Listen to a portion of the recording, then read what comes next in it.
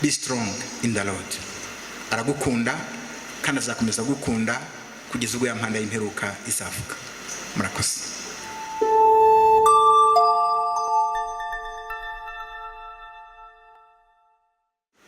Reka dusome amagambo abanziriza ayo mugaragu w'Imana Pasiteri Nkinzinga bagiye kutubwira.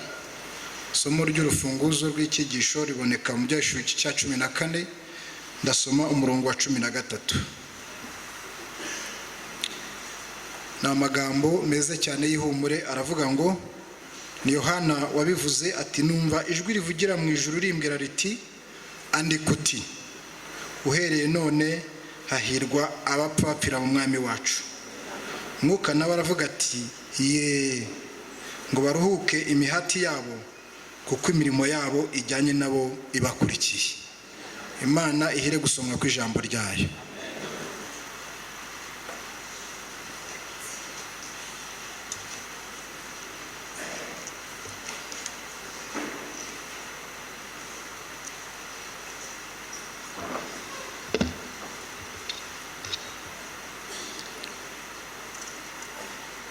Muvandimwe Theogene n'abana mukomere kandi mwihangane.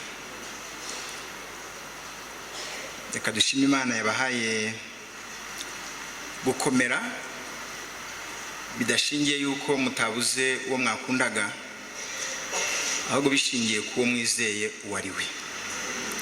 Imana ibahe umugisha. Ababyeyi, abavandimwe, inshuti, umuryango wagutse, mwese mukomere mwihangane, kandi n'itorero rya Gikondo mubuze intwari mwihangane. Reka nshime buri wese watanze igihe cye kugira ngo aze gufata mu mugongo uyu muryango. Mwari mufite byinshi mwagakoze, ariko mwabishyize ku ruhande kugira ngo mube hafi y'uyu muryango. Kandi nk'uko Theogene yabivuze, kubabona ahangaha, kutubona ahangaha birabakomeza, bikabongerera imbaraga, bikagabanya umubabaro, bikabongerera ubutwari. Rero kubw'uyu mwanya mwatanze, buri wese Imana imuha umugisha. Chantal arasinziriye, ntabwo akiri muzima. Ubu twaje hano, ntabwo twaje hano ku bwa Chantal, ahubwo Imana yanyujije ubutumwa muri Chantal kugira ngo twe tuze twumve icyo ijambo ry'Imana ritubwira. Uwo tubwira izi ndirimbo zaririmbwe ntabwo zirimbirwa Chantal, amagambo yavuzwe ntabwo abwirwa Chantal, arabwirwa twebwe turi bazima.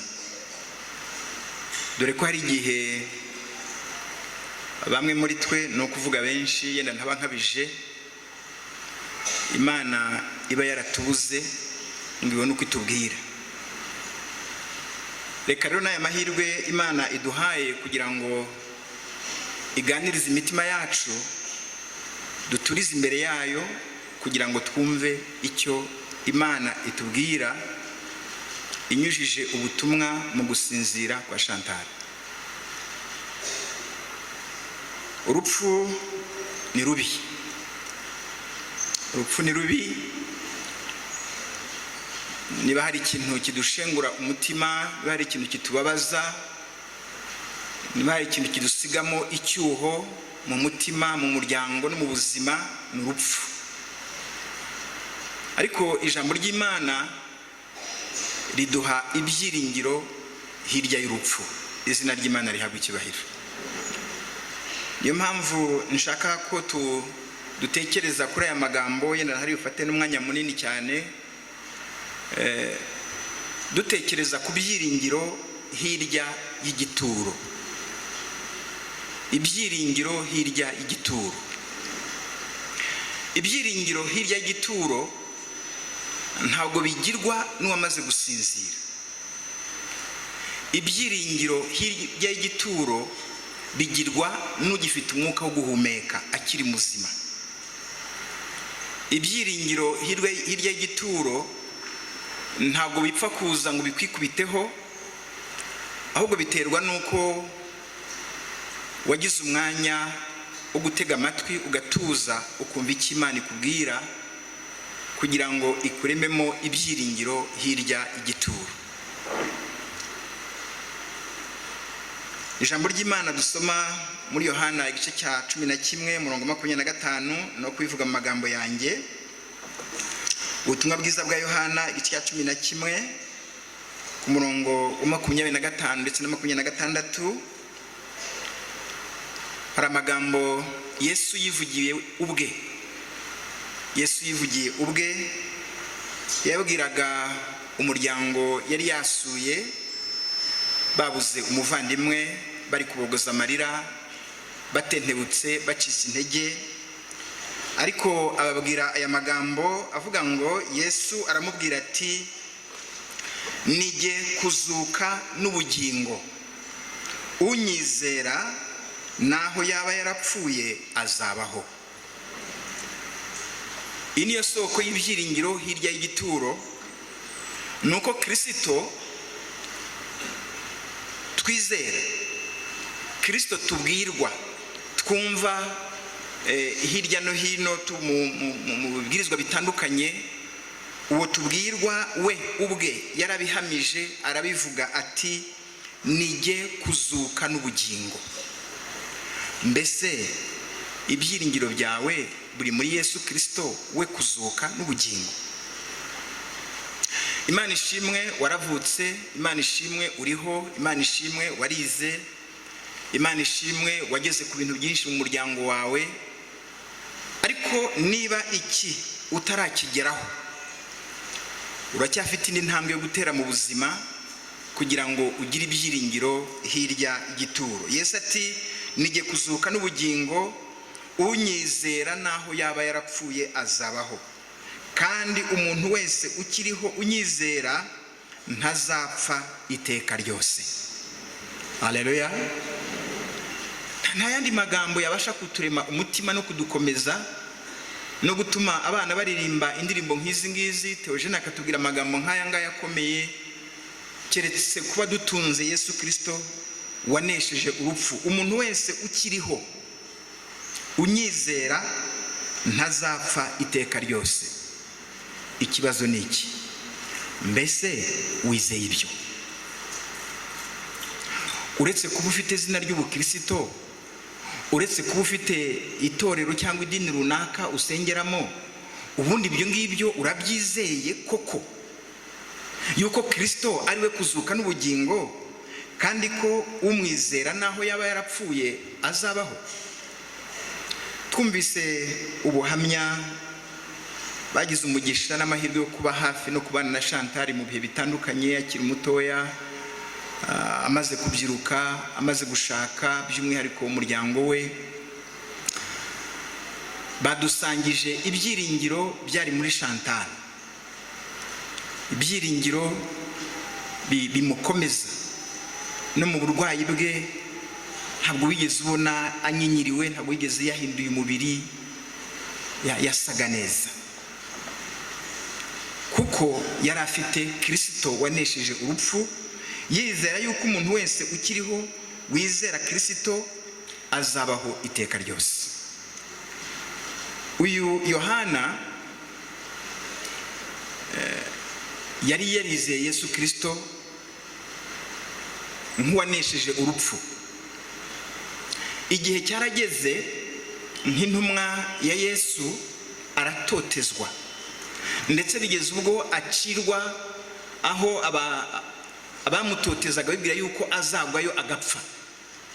Ariko agezeyo agira umugisha yuko uyu wahamije yuko ari we kuzuka n'ubugingo amusangayo, aramwiyereka, amubwira amagambo nshaka ko nayo uyazirikana kandi ukayagira yawe. Theogene, aya magambo uzajya yibuka, uyibutse n'abana. Amagambo aboneka mu Byahishuwe igice cya mbere Ibyahishuwe igice cya mbere umurongo wa 17 n'uwa 18. Umurongo wa 17 n'uwa 18. Yesu yongeye kwiyereka Yohana amuhamiriza ibyo yavuze mu butumwa bwiza bwa Yohana mu byahishuwe igice cya mbere umurongo wa 17 na 18. Avuga ati, mubonye ntyo mwikubita imbere nk'upfuye, anshyiraho ukuboko kw'iburyo arambwira ati, witinya. Haleluya. Theogene, witinya. Yesu yanesheje urupfu. Yesu ni muzima, kandi abamwiringira ntacyo urupfu ruzabatwara, ahubwo bazabaho iteka ryose. Mushiki wacu Chantal, ntabwo turi mu hijuru, ariko mu buryo bw'abantu warimuha, ariko Imana yo iramuzi kurusha uko tumuzi. Nitugira umugisha tukitegura tukakira Yesu Kristo nk'umwami n'umukiza wacu, ntidutinye urupfu, tuzagira amahirwe yo kumubona muri cya gitondo cy'umuzuko. Yesu abwira Yohana ati, witinya, ndi uwa mbere kandi ndi uw'imperuka. Yesu niwe tangiriro ry'amateka, ni nawe herezo ry'amateka.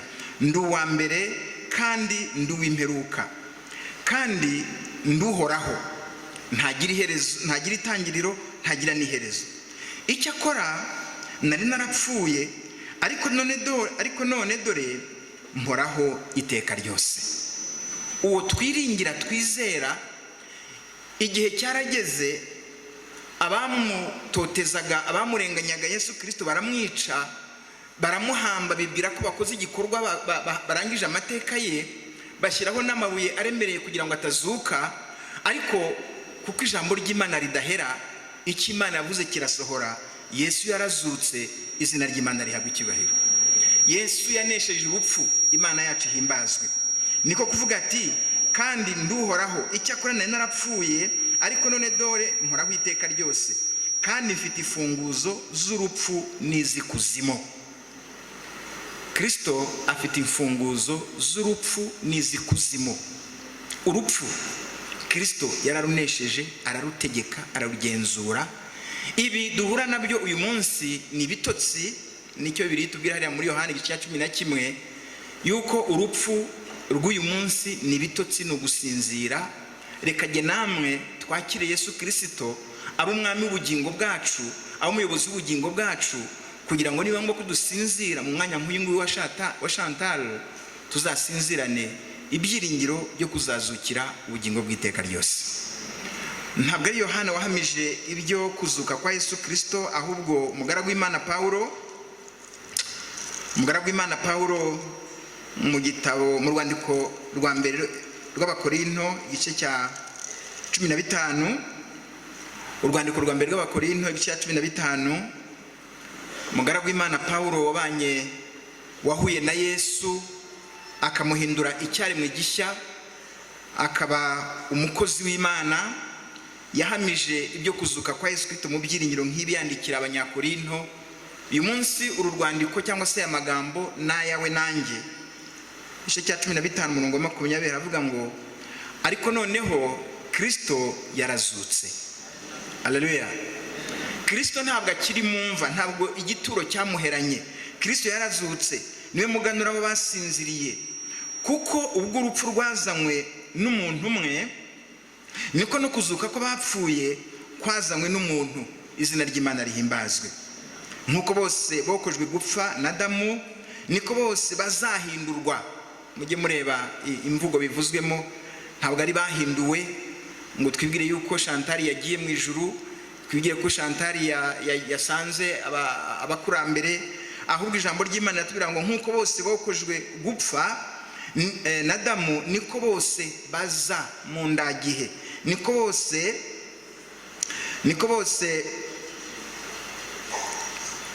bazahindurwa bazima na Kristo. Ariko umuntu wese mu mwanya we, nkuko Kristo ari we muganura, maze hanyuma aba Kristo bakazabona kuzuka ubwo azaza. Rero umuzuko w'abasinziriye muri Kristo, umuzuko w'abizeye Yesu Kristo ntabwo uraba, ariko turawutegereje. Haleluya. Nyamara abasinzira muri Kristo, abasinzira barakiriye Yesu Kristo, abasinzira bizeye Yesu Kristo wenesheje urupfu, basinzirana ibyo byiringiro yuko kuri uwo muzuko wa mbere ubwo Kristo azamanuka ashagawe n'ingabo za marayika, abizeye Yesu Kristo bamutunze nk'umwami w'ubugingo bwabo, ntabwo uru rupfu, ibitotsi ntabwo bizabaherana, ahubwo bazazukira ubugingo bw'iteka ryose. Wampa ngo nawe duharanire kuba mu mugabane w'umuzuko wa mbere, tukiri muri ubu buzima, tugifite umwuka wo guhumeka. Uyu munsi twaje duherekeje Chantal. Muri twe nta witeze yuko ari uzakurikiraho, ariko muremera yuko ko turi aha hari uzakurikiraho.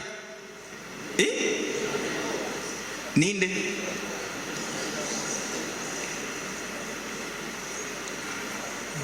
wese yashanga ari gusimbuka ati sigewe, undi tasigewe, undi tasigewe. Ruzi uwo ruzatoranya, Imana niyo ibizi. Kuko rero utabizi nanjye ntabizi, reka jye nawe tugifite umwuka wo guhumeka duhore twiteguye, umurongo muri icyo gice cya 15 cy'urwandiko rwa mbere rw'Abanyakorinto, umurongo wa 51, nanone Pawulo yavuze andi magambo nshaka yuko jye namwe tuzirikana. Aravuga ngo dore mbamenera ibanga. Yesu ashimwe. Hari irindi banga, burya ntabwo twese tuzasinzira, ntabwo twese tuzanyura muri iyi nzira. Oya, dore mbamenera ibanga, ntituzasinzira twese, ahubwo twese tuzahindurwa. Ari abasinziriye, ari abazaba bakiri bazima ubwo Kristo azaba agarutse, twese tuzahindurwa. Bigende bitese mu kanya gato, ndetse mu kanya nk'ako guhumbya. Ntabwo tuzamenya uko bigenze, ntawe uzareba undi ahindurwa, ahubwo twese mu kanya gato, mu kanya nk'ako guhumbya, ubwo impanda y'imperuka izavuga. Mbese muzi ko impanda y'imperuka izavuga?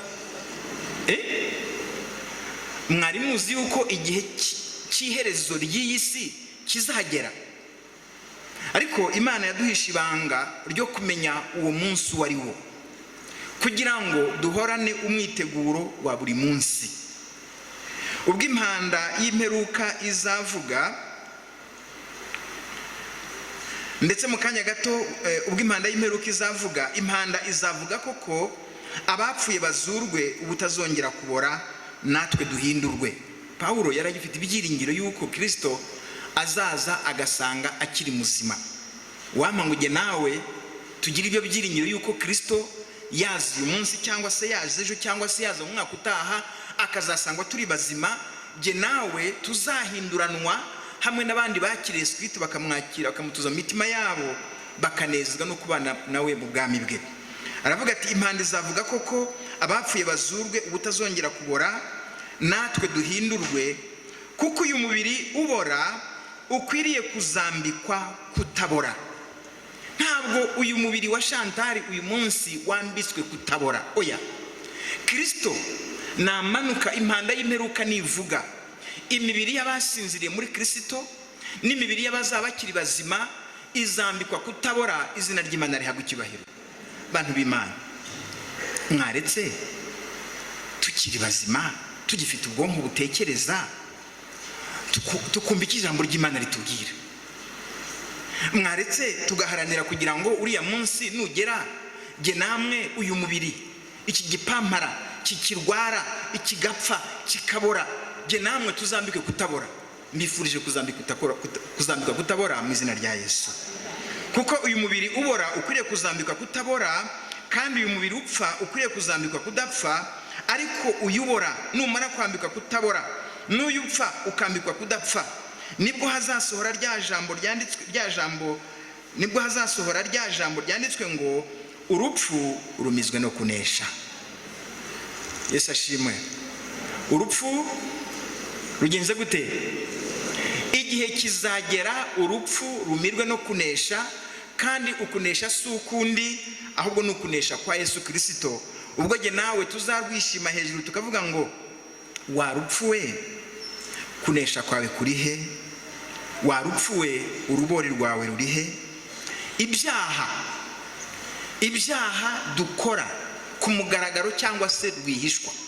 Ibyaha byatwaritse mu mitima, ibyaha bidutandukanya na soko y'ubugingo ari we Kristo, bidutandukanya n'Imana, nibyo rubori rw'urupfu, kandi imbaraga z'ibyaha ni amategeko. Ariko Imana ishimwe iduha kunesha k'umwami wacu Yesu Kristo. Haleluya. Imana ishimwe babyeyi ba Chantal, Imana ishimwe Theogene, Imana ishimwe kuko iduha kunesha. Nta handi tubasha kuneshereza urupfu keretse muri Yesu Kristo gusa.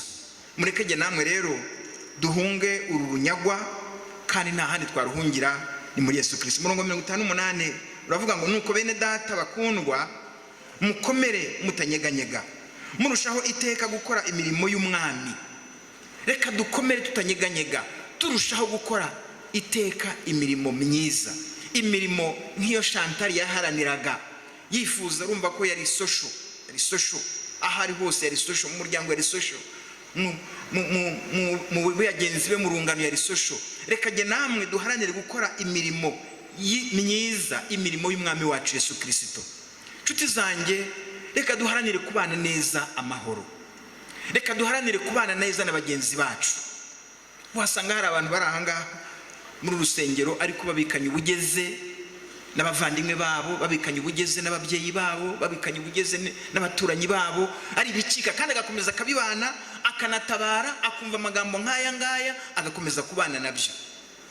Wakire Yesu Kristo akamutuza mu bugingo bwe, yihana ibyaha kuko ari byo rubori rw'urupfu. Nitwihana ibyaha byacu tuzanesha urupfu, kandi tuzaruneshereza muri Yesu Kristo. Mukomere mutanyeganyega, murushaho iteka gukora imirimo y'umwami, kuko muzi yuko umuhati wanyu atari ubusa ku mwami. Izina ry'Imana yacu rihabwa icyubahiro. Uwo muhati wo guharanira gukora neza, guharanira kubana neza na bagenzi bacu, guharanira kuba umuntu muzima, umuntu uhesha izina ry'Imana icyubahiro, umuntu ufite ishusho y'Imana, uwo muhati ntabwo uzawubusa. Tuzahabwa umurage utabora, utagajuka, wo kuraganwa n'abera ibyasezeranijwe. Reka mbere yo gusoza mbabwire ubuhamya bw'umugaragu w'Imana Yobu. Umugaragu w'Imana Yobu wari wiringiye Yesu Kristo, yavuze amagambo nshaka yuko natwe tuzirikana kandi tukagira yacu. Muri Yobu igice cya 19 umurongo 25 ndetse kugeza 27 aravuga ati, ariko jye ubwanjye nzi ko umucunguzi wanjye ariho. Haleluya.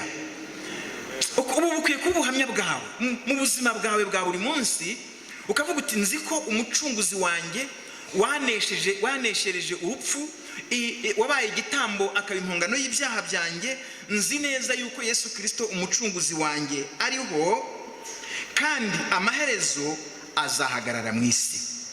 Yesu yanesheje urupfu, aya ntabwo ariyo maherezo. Igihe kizagera, impanda y'imperuka izavuga, Kristo wanesheje urupfu azahagarara mu isi, umwami w'ubugingo, soko y'ubugingo azahagarara mu isi. Wowe se uzaba urihe?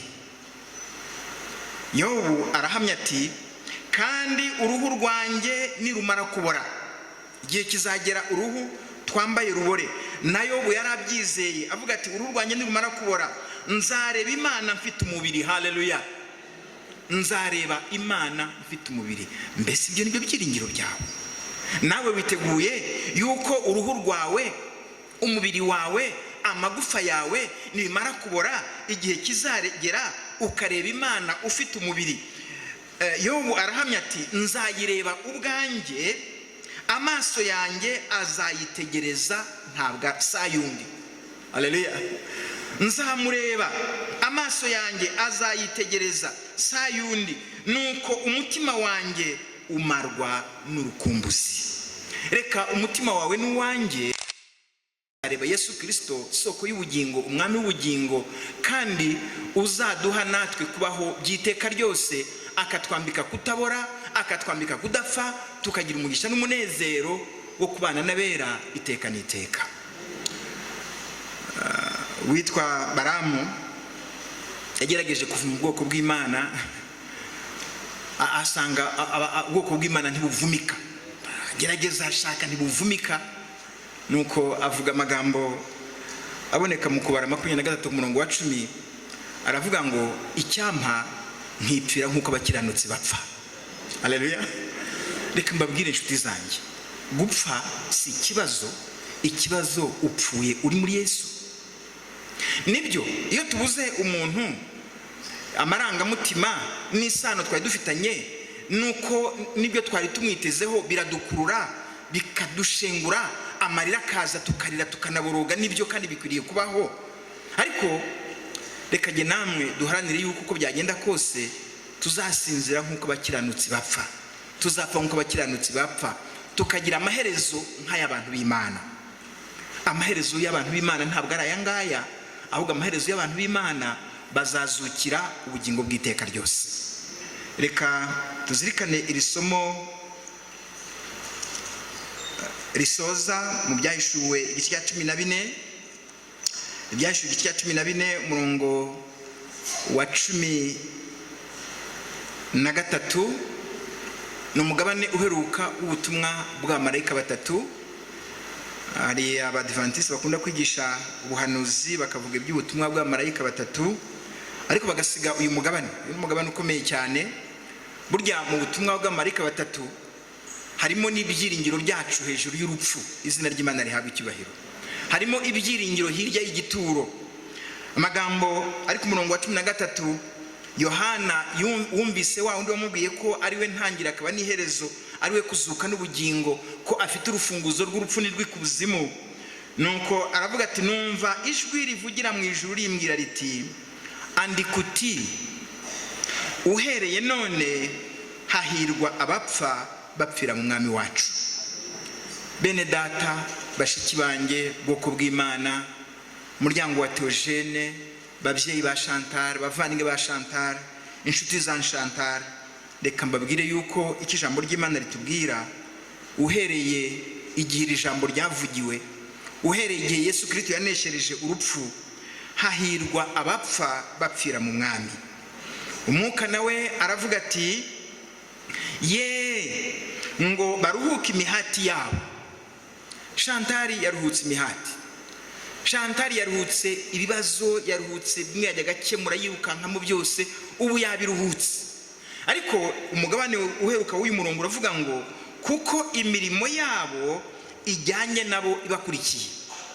Imirimo ya Chantal ntabwo irangiye, iri jambo ntabwo aricyo rivuga, ahubwo bivuga ngo imirimo Chantal yakoze izakomeza kumvikana igihe cyose tuzaba tugitegereje Yesu Kristo. Izina ry'Imana rihimbazwe. Reka natwe duharanire yuko imirimo yacu izadukurikira, ubutumwa twabwirije, abantu twabanye nabo, abo twabereye ingirakamaro, abana twabanye, babyeyi twabanye, inshuti twabanye, zizakomeza kuvuga imirimo n'ibitangaza Imana yakoreye muri twe, tugasangira ibyo byiringiro byo kuzazukira ubugingo bw'iteka ryose ngubwo Kristo agiye kuzimika ingoma ye. Inshuti zanjye, twagize amahirwe yo gukurikira ijambo ry'Imana kubwo umugisha Chantal duhaye wo gusinzira akaduhamagara kugira ngo tuze kumvira ijambo. Reka two kuzabura umugisha wo kuzamubona mu gitondo cy'umuzuko, ahubwo tuzanezwe no kumubona, tuzanezwe no kuzumva ya mpanda y'imperuka ivuga, jye namwe tuzambikwe kudapfa, tubane n'abera iteka n'iteka. Niko nsabiye umuryango Chantal asize, niko nsabiye inshuti za Chantal, niko nsabiye itorero, niko nsabiye buri wese waje kumuherekeza. Ibyo byiringiro bitsika umutima buri wese, mu izina ryiza rya Yesu Kristo umwami n'umukiza wacu. Amen.